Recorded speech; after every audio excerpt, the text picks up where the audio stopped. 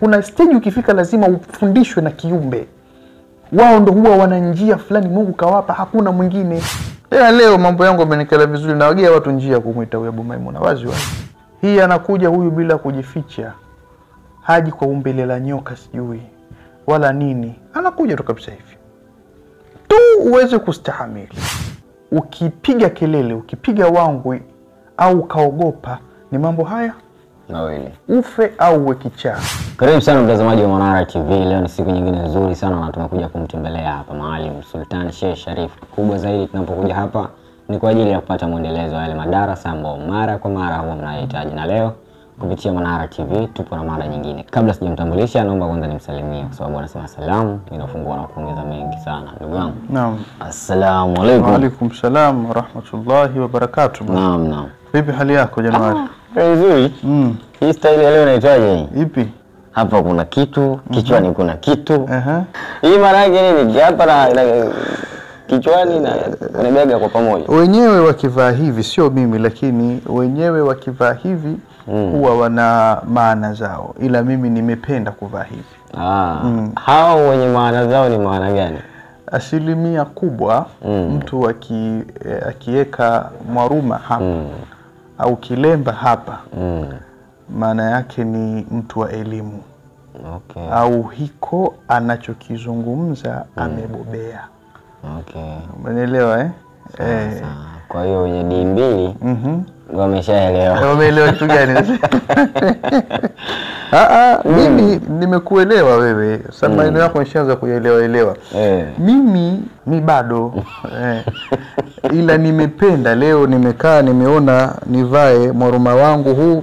Okay. Alhamdulillah rabbil alamin.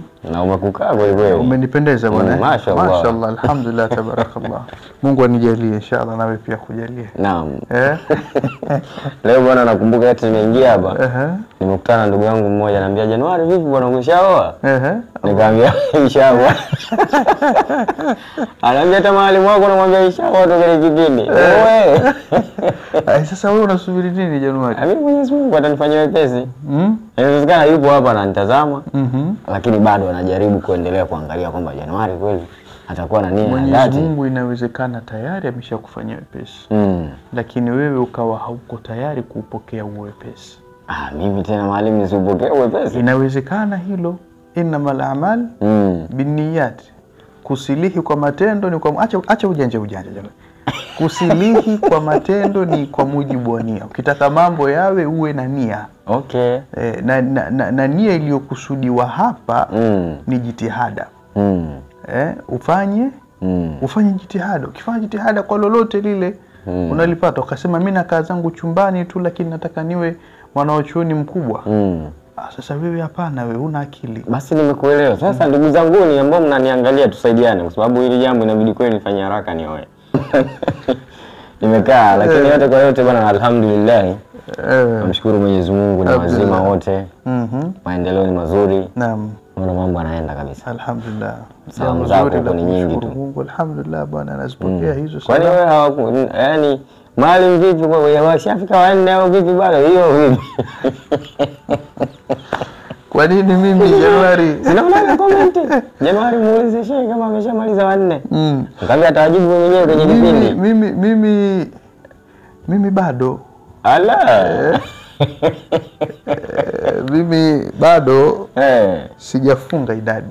Okay. Nina nafasi lakini haya mambo haya utanifanya niende nikakunjwe. Na kikata kipande hiki.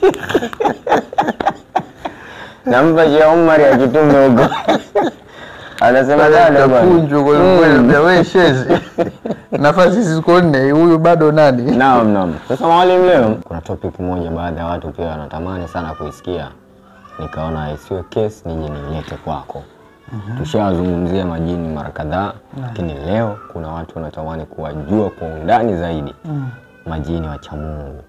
Sababu nishawahi kusema wapo wacha Mungu na kuna wale ambao wengine ni wakorofi. Sasa watu wanataka kuwafahamu kwa undani zaidi majini wacha Mungu na vitu vyao ambavyo vinapatikana kulingana na maisha yao ya kila siku. Karibu sana. Shukrani sana. Hiki ni kitu kikubwa sana. Na wallahi ni kitu kizuri. katika vitu vizuri ambavyo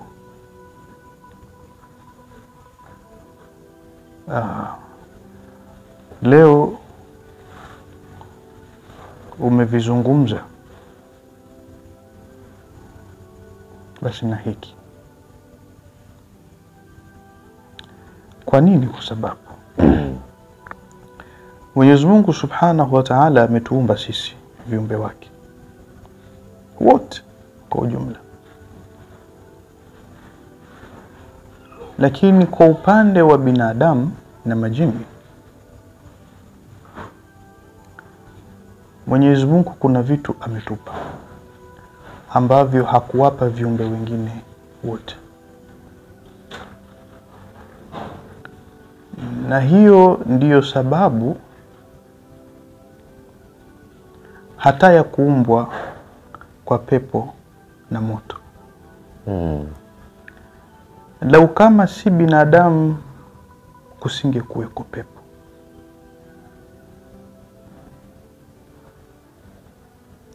na lau kama si majini kusinge kuweko pepo. Hakadha, lau kama si binadamu kusinge likuweko na moto, na hivyo hivyo lau kama si majini kusinga likuweko moto. Kuna vitu vichache vidogo hivi ndo vikafanya pepo ikaumbwa na moto ukaumbwa, ambavyo Mungu amempa mwanadamu akili na matamanio hivi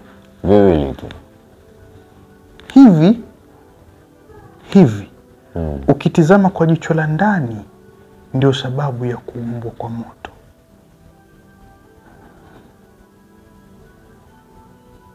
Okay. Ndio sababu ya kuumbwa kwa moto. Na hivi ndio sababu ya kuumbwa kwa pepo. Pepo hakuumbiwa malaika. Malaika haishi peponi.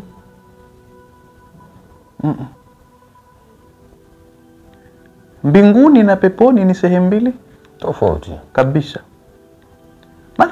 Malaikatur Rahman wale ni watumishi wa Mungu. Mnaelewa? Wale wapo alipo Mungu.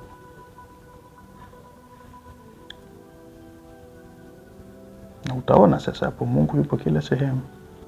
Na hivyo hivyo malaika wako kila sehemu. Sasa hata ukija ukisoma katika vitabu,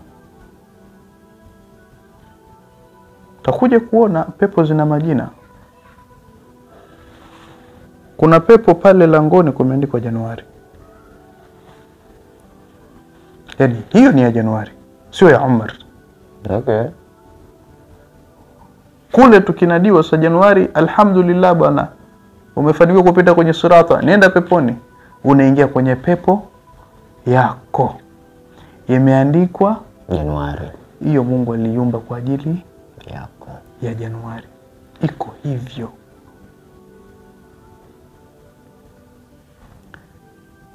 Iko hivyo.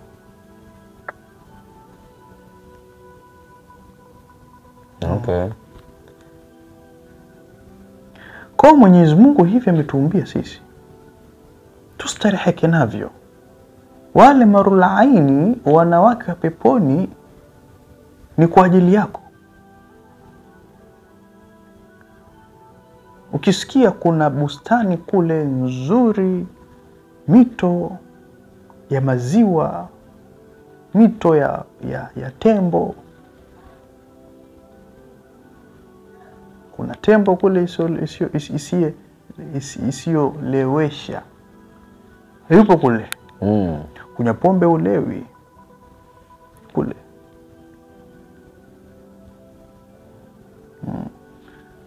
Kule kuna kila aina ya starehe ambayo hujawahi kuiona wala kuikisia au kuihisi. Hizi duniani sio starehe. Ni hatua, mzunguruko na ngazi za maisha. lakini sio starehe.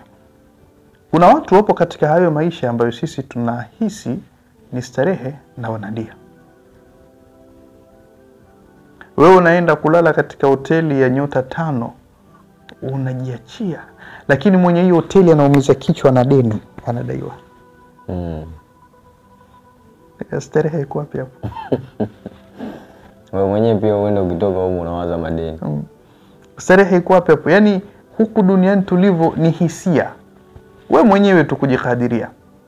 Inawezekana ukaweko jalalani lakini uka feeling. Ukaibadilisha akili yako. Na pale jalalani pakakupa raha, pasikupe karaha. Kabisa. Unaweza hapa Januari ukahisi kuna mwanamke fulani ukiwa naye utapata raha. Utapata amani. Lakini si kweli. Utampata, utakuwa naye siku 2, siku 3, chuki machukivu yatarudi kuwa pale pale. Ni huyo uliyekuwa naye tu huyo. Kuibadilisha akili yako na moyo wako. Atakuwa ni starehe kwako. Utastareheka naye. Kwa duniani hakuna starehe. Ni wewe mwenyewe tu kufanya maamuzi. Sasa ndo tunarudi huku kwenye hivi vitu, akili pamoja na matamanio. Binadamu ndo kagewa hivi. Jini kagewa hiki kimoja. Majini wamegewa matamanio, lakini hawana akili. Majini hawana akili kabisa. Hakuna jini mwenye akili. Majini wote wana matamanio, lakini hawana akili. Mungu ndo kawaumba hivyo. Na hapo watu watulie, watanielewa vizuri. Hapo watu atulie hapo. Watu watulie hapo, weke kituo, watanielewa vizuri. Matamanio ndio kitu pekee kinachompa thamani binadamu, ikiwa tu kama atayashinda. Matamanio, shahawati. Januari, nisikufiche, kuona paja alafu ukalifumbia macho sio kitu kidogo. Tayari. Na haswa sasa hivi dunia ya leo, hawa dada zetu wanajua kuzirusha roho zetu kabisa, na kufanyia makusudi tena kwa huku mjini. Yaani kabisa na kufanya kusudi kabisa. Zile nyama basi haya we. Mtihani kweli kweli. Basi vile anavyozifanya na wewe akili yako kule kichwani inakuwa vile vile. Sasa kuishika nafsi isiliende lile jambo, shekhe, si kitu kidogo. Watoto wana njaa nyumbani, umechoka, hauna mavazi, una fedha, alafu hapa kuna hela ya haramu, ujizuie usiichukue. Si kitu kidogo Januari. Wewe uone watu wanasema mara 10 ningezaliwa mbwa Marekani. Wapo watu wanasema hivyo. Ili jitu kwa nini lisiende kuchomwa na Mungu? Manake ana akili, lakini kwanza tu kawaida ana akili, ila akili yake haifanyi kazi. Lakini mbali na hivyo, mtu wa sampuli hii yuko radhi Januari ya kuue ili apate maisha mazuri. Si ndio maana anaona ni bora akawambwa. Yaani thamani yake kaitupa kabisa, kaona ana thamani. Yaani bora angepata thamani ya mbwa ili tu aishi maisha mazuri. Una uwezo kabisa wa kumshusha huyu anayekuja chini yako. Na unajua huyu akija baada ya mwaka mmoja atakuwa yuko juu yangu. Lakini usimfanyie hasadi. Usimshushe yule. Ukamwacha mpaka apande tena na wewe ukawa ni sehemu ya ngazi yake. Akukanyage apande, aje afikie malengo yake. Tena aje awe kiongozi wako. Si kitu kidogo. Kila mtu atamani madaraka, lakini wewe ufanikiwe kuishika nafsi yako kuwa hapana, mimi ridhike na hapa, huyu mwenye hapa aje akae hapa juu kwake, sio nitumie uwezo wangu na nguvu zangu mimi kukaa hapa wakati si haki yangu, si nafasi yangu. Ni wachache sana, na kadhalika na mengineyo mengi. Yote hayo yamekusanywa kwenye matamanio. Sasa watu sisi tuna matamanio yanatushughulisha sana. Malaika hawana matamanio. Hawana matamanio. Majini wana matamanio.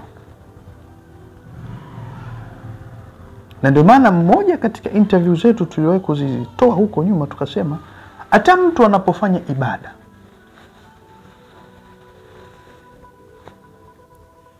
anapoanza sawa kuikawika, kuna yule jini mahaba yule wa daraja anaenda na mkamata. Nini? Matamanio yamemshinda. Kwa kuwa kashindwa kumfikia Mungu, basi hataki yoyote amfikie. Kashindwa kujizuia. Yale matamanio yake yamemzalishia hasadi ndani ya moyo wake. Anakukamata tena na wewe, anakutia uzito kwenye ibada. Unafanya ibada tu mwezi huu, unajua hapa tayari nishafanikiwa kufanya ibada, sintoacha. Wiki 2 zijazo mwereka, uko na limama kitandani. Bwana vipi bwana?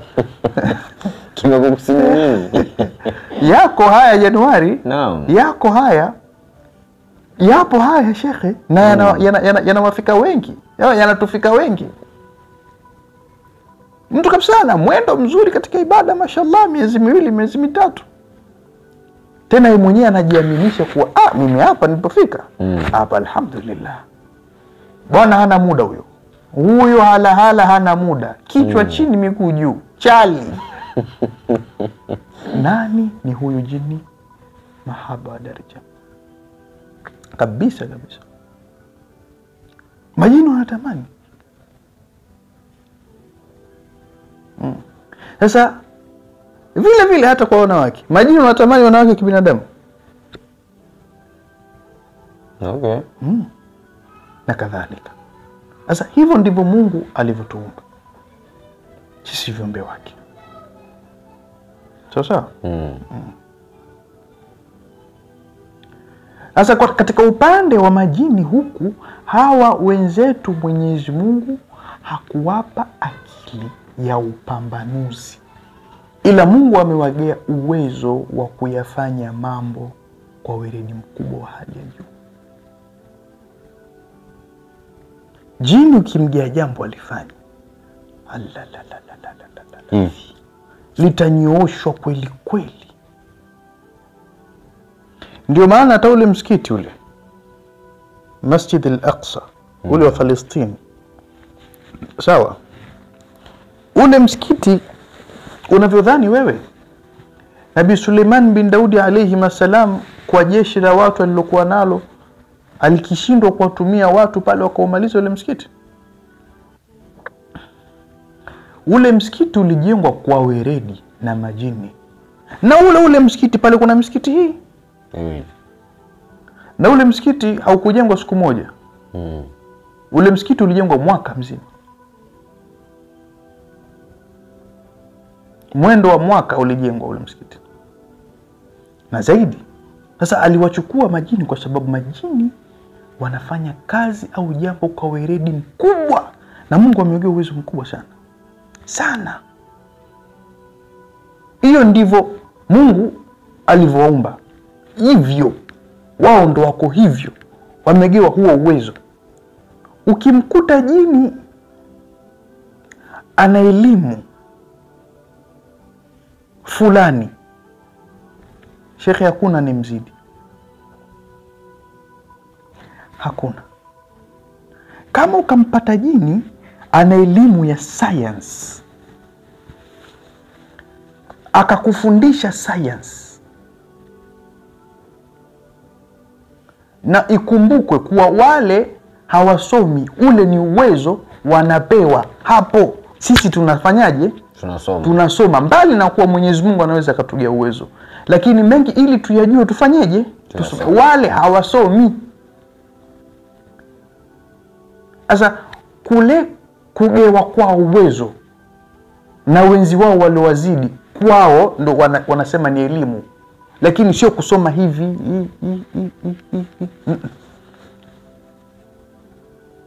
Sijui nimeeleweka? Okay. Yaani vile kuwa anagewa uwezo fulani, basi pale ndo anafanya nini? Ndio tayari. Ndo anasoma.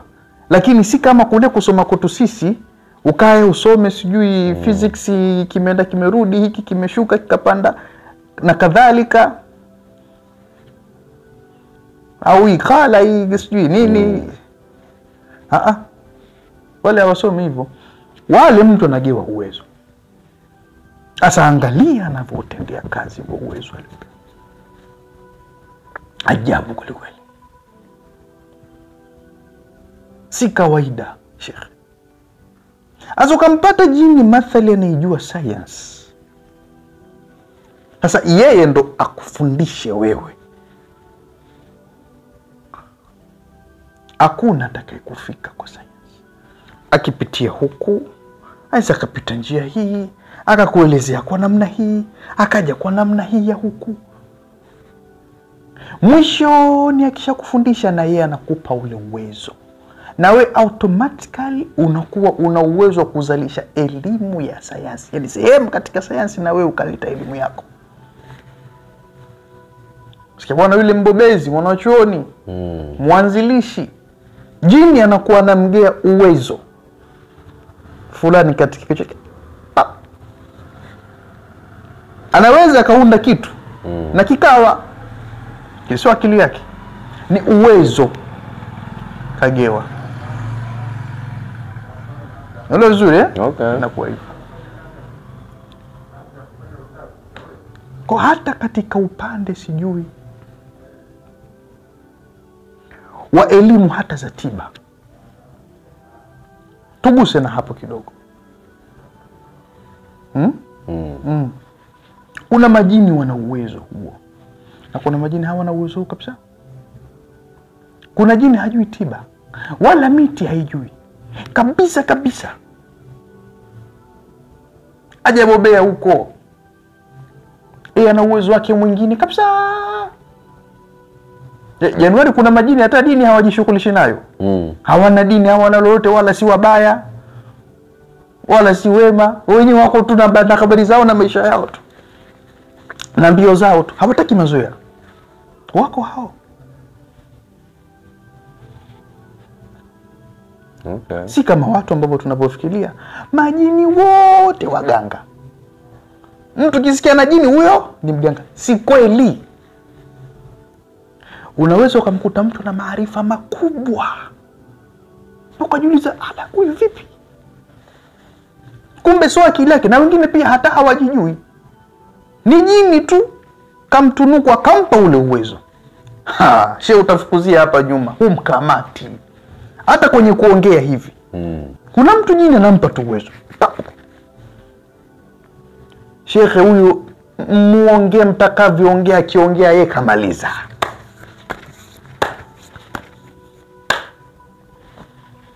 Nasa sijui hata Haji Manara Mungu kampa hilo.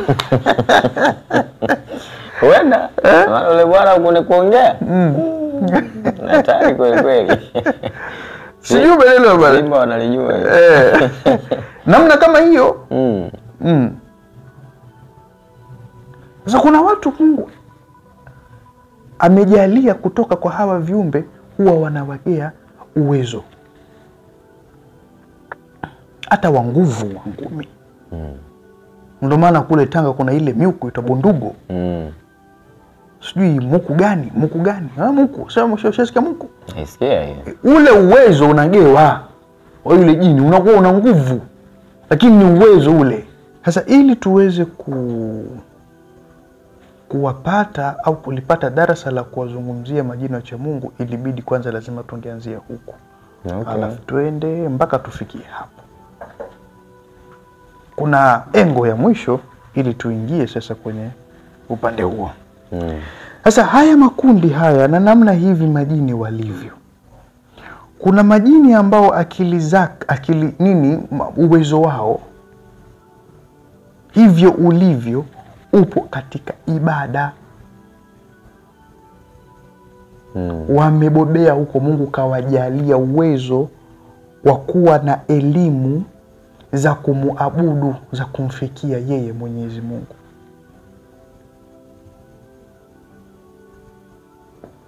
Okay. Sawa?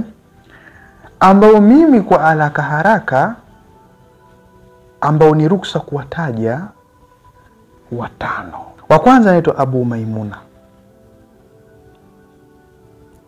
Huyu kiumbe ana elimu ya ajabu ya uchamungu, ya ajabu kweli kweli.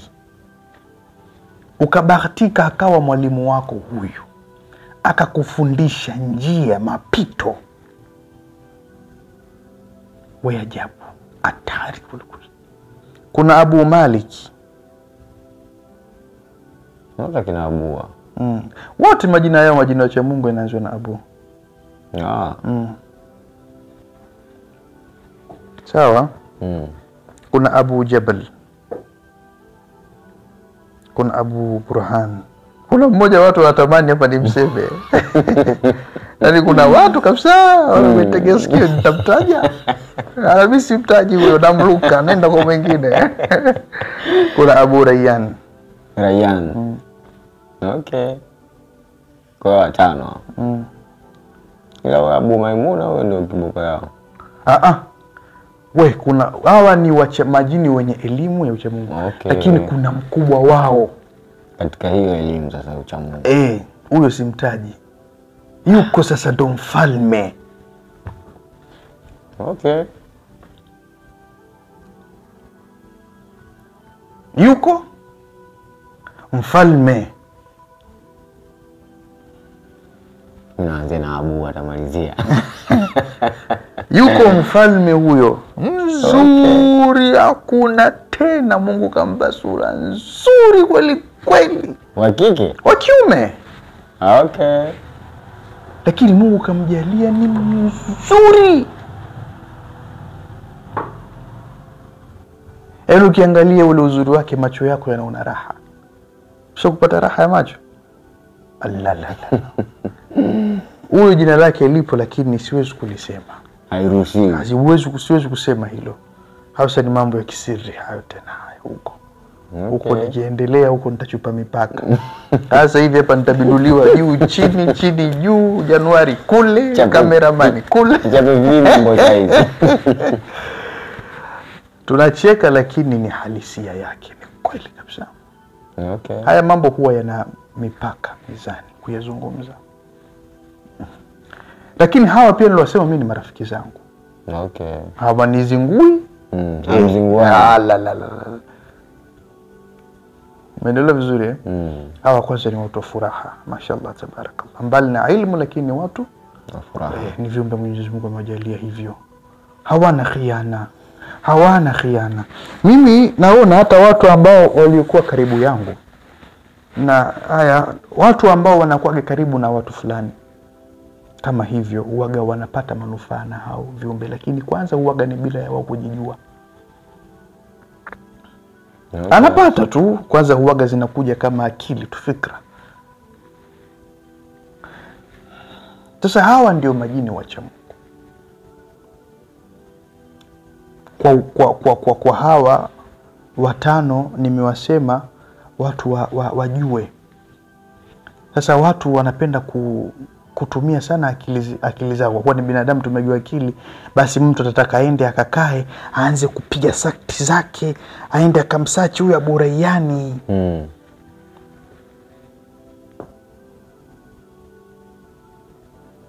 Huyu Abu Rayyan nani?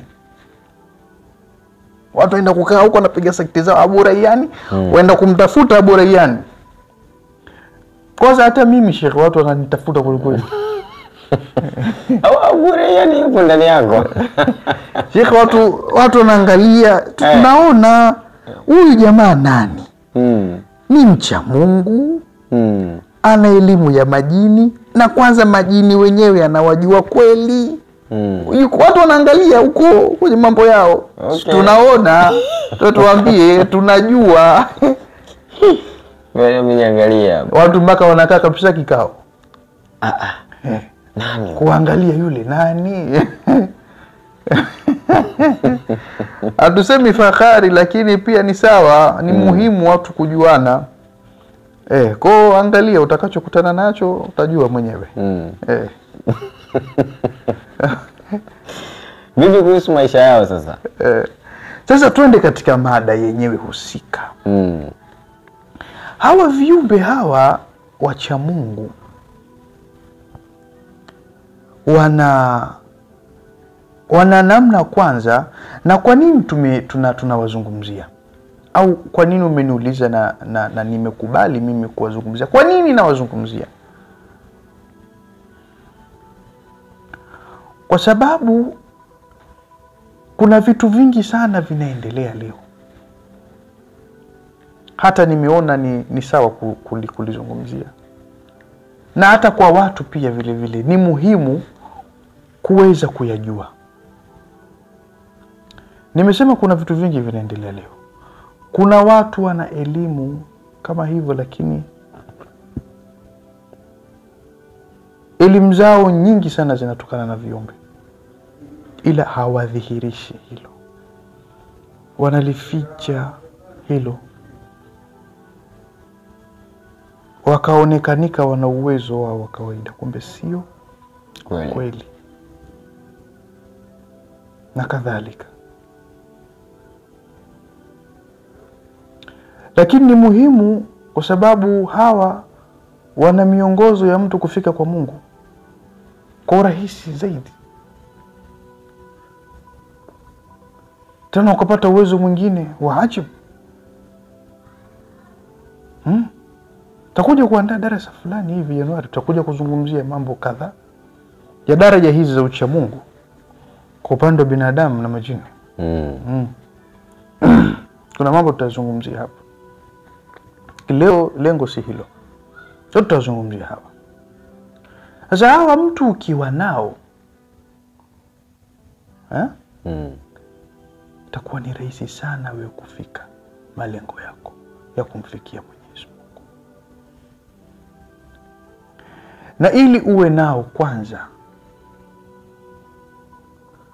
lazima mtu uwe na jitihada ya ibada. Na hata sasa hivi ukaamua ukae bila ya kuzini. Ukae bila ya kuzini. Usizini kabisa. Funga huko na kufuli. Kizana nafungua hata hivi. Itupe mbali kule. Njia rahisi sana hizi ambazo inawezekana wakakupenda. Na hawa kuna njia kama 4 kama si 3 za kuwa nao karibu. Moja, kuna kitu kinaitwa khalwa. Okay. Ibada za kujitenga. Kama utakaa khalwa chumbani, mapolini, mapangoni na kadhalika. Sasa njia ya kwanza ni hiyo. Watu wakajitenga, mtu akajitenga, kaenda zake sehemu, akafanya huko jitihada zake. Huko sasa ukienda, hawa wana njia zao za kuwaita. Kuna wengine ni sura za Qur'ani. Zipo sura katika Qur'ani ukizisoma kwa idadi fulani, kwa muda wa siku fulani, wanakuja, na kwa hali fulani ukiwa nayo wanakuja. Hapo sasa unakuwa unawaita, wanakuja. Wakija unakaa nao, mnasikilizana. Na ni wapole sana, mashallah tabarakallah. Mtihani wake ni kuwa uweze kumudu hali zao. Wanapokuja uweze kumudu kuwakabili. Na hawa ilivyo, ukikutana nao, ukipiga kelele, ukipiga wangwi au ukaogopa, ni mambo haya Mawili. Ufe au uwe kichaa. Full stop. Ufe au uwe kichaa. Khalas. Kwa mtihani kwanza mkubwa kwa hapo ni kuweza kustahamili wanapokuja. Kuna sura katika Qur'an ukizisoma huwa anakuja huyu Abu Maimuna. Huyu Abu Maimuna ana njia ya sura katika Qur'an na ana majina yake ya kumwita. Ambayo majina hayo mtu anayetaka kusoma anatakiwa awe na hambali ya njano. Hambali ya njano unaifahamu? Hapana. Kuna kitu kinaitwa hambali. Ni nini? Hambali ni dawa moja hivi. Okay. Kuna hambali nyeusi, kuna hambali ziko za namna tofauti tofauti. Sasa kuna hambali tu, hambali ya njano ni sasa hivi ni aghlab sana kuipata. Takiwa uwe na hiyo. Alafu kuna majina unayaandika kwenye karatasi, unachukua ile hambali, unaifungia kwenye zile karatasi, unachoma katika mshumaa. Ukiwa umevaa nguo nyeupe. Na hilo unafanya siku hizi siku 3, Jumatano, Alhamisi, unamaliza siku ya Ijumaa. Okay. Unalala Ijumaa mosi, Jumapili asubuhi unakutana naye. Umeelewa Jumapili asubuhi unakutana naye huyu bwana. Hii anakuja huyu bila kujificha. Haji kwa umbile la nyoka sijui wala nini. Anakuja tu kabisa hivi. Tu uweze kustahamili. Sababu jini ni jini tu bwana. Sikudanganye mtu. Jini sio kiatu. Au mimi. Sheikh, jini. Anaweza akaja akawandania jini bwana. Wale bwana amekaa zake huko kufanya mambo yake. Kafanya wanambona hawaji majini. Alikuwa na ndoo yake ya maji. Sasa muda kunywa maji umefika. Aenda kufungua na kukuta ndani ya maji. Ndoki. Okay. Ndoki. Sema Twitter bwana, unakimbia nini? Kenda kama kichaa mpaka kesho. Na haya mambo bwana hayataki maskhara. Wasu utaenda kutangaza. Ndio maana jini ukimwona katika umbile lake kwanza kuachi jamani. Yaani ukishamuona yule na umemuona, na ukimwona anajua yule kaniona, akuachi. Haki ya Mungu akuachi.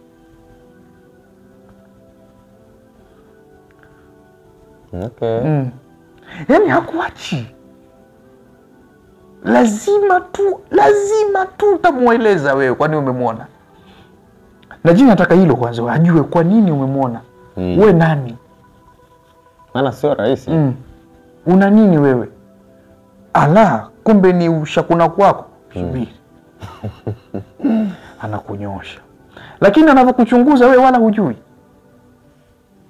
Na kama atakukimbiza wala hujui. Wengine kabisa ana jini anamdhihirishia.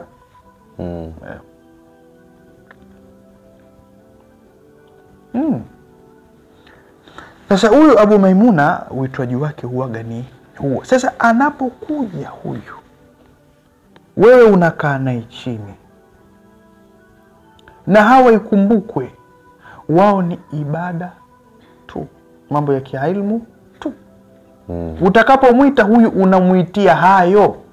Usimuitie jambo lingine lolote. Sijui umuitie utake kuwa hivi, utake kuwa vile, utake kuwa hiki, sijui ufanye hivi. La. Leo mambo yangu yamenikala vizuri, nawagia watu njia kumuita huyu Abu Maimuna wazi. Ili jina lake Abu Maimuna unaliandika kwa herufi moja, lakini unaanza na ya huko, herufi ya kumuita ya. Unaandika ye kama ye. Sawa? Alafu alif, kwa maana lau kama zingekuwa pamoja hizi ingeandikwa hivi. Ye. Ya. Lakini unaandika hivi. Andika alif, ya, alafu tena alif, alafu b, alafu waw. Sawa? Ya Abu. alafu mim, alafu ye, alafu mim, alafu waw, alafu nun. Okay. Abu, ya Abu Maimuna, ya Abu Maimuna. Alafu unachukua ile hambali unaifutia pale, yani ile hambali ya njano unaipakaza na unaandika na damu ya njiwa. Unaandika na damu ya njiwa.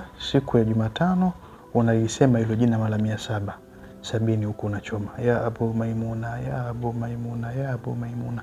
Ukifika mara ya 70 unasema mimi fulani bin fulani niko sehemu fulani na kuita, njoo nifunze elimu.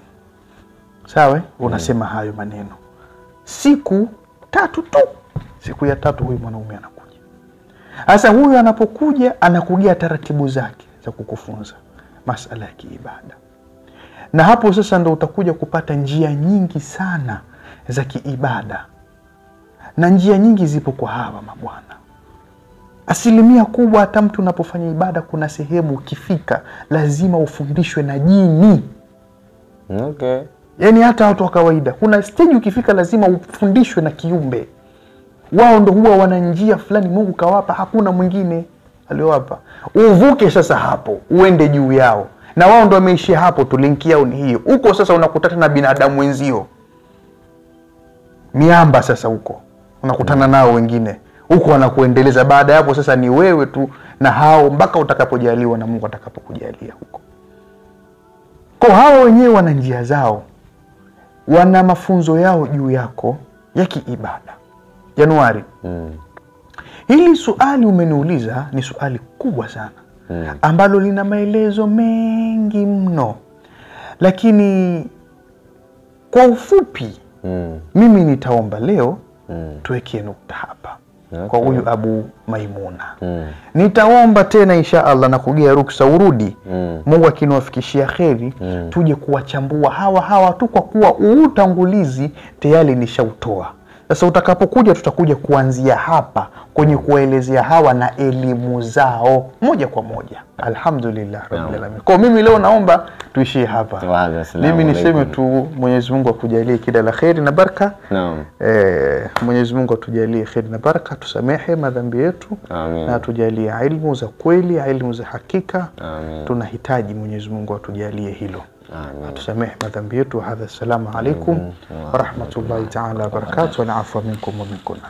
Naam, mtazamaji wa Manara TV, kama ambavyo umemsikia Maalimu hapa ameelezea kulingana na kile ambacho nilimuuliza, na cha msingi kwa yale ambayo ameyatoa hapo, basi tuyashikilie. Tuendelee kwenye ibada, lakini pia tuendelee kukumbushana kwa sababu mambo ni mengi, muda ni mchache. Endelea kufuatilia Manara TV, lakini pia kule Jawab TV vipindi bado vinaendelea. Kwa hiyo unapita huku na huku kwa ajili ya kuhakikisha madarasa namna hii hayakupiti. Ni kusudi tu endelea kutufuatilia. Nyuma ya kamera ni Bwana Omari. Leo tumepata surprise. Naam, alhamdulillah. Basi bwana mtazamaji wa Manara TV, tukutane siku nyingine muda na wasaa kama huu.